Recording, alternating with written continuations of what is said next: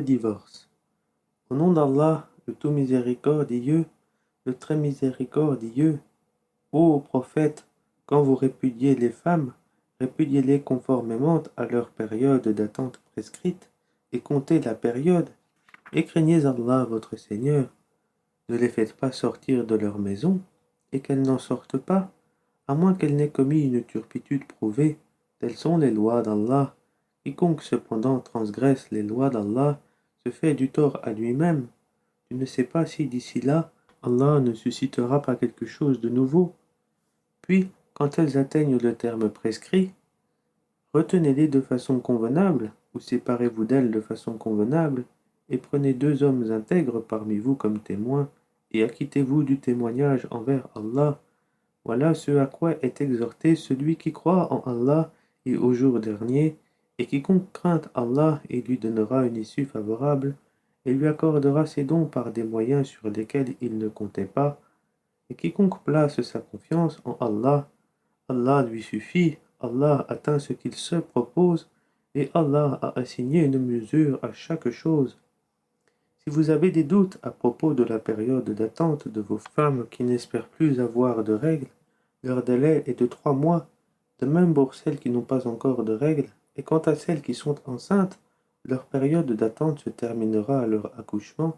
Quiconque craint Allah cependant, il lui facilite les choses. Tel est le commandement d'Allah qu'il a fait descendre vers vous.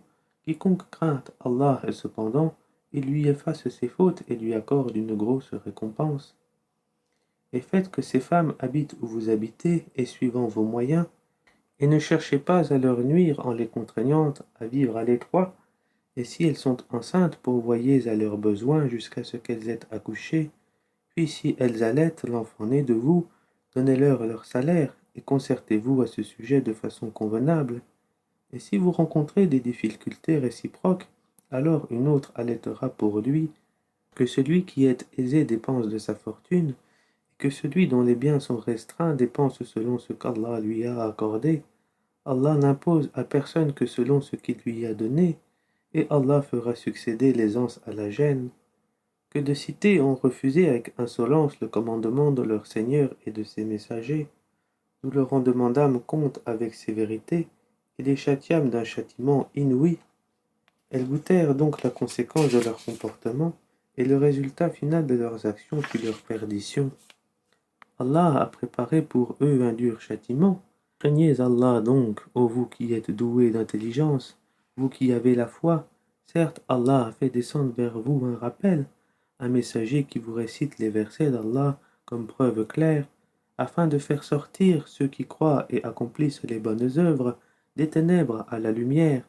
Et quiconque croit en Allah et fait le bien, il le fait entrer au jardin sous lesquels coulent les ruisseaux, pour y demeurer éternellement. Allah lui a fait une belle attribution.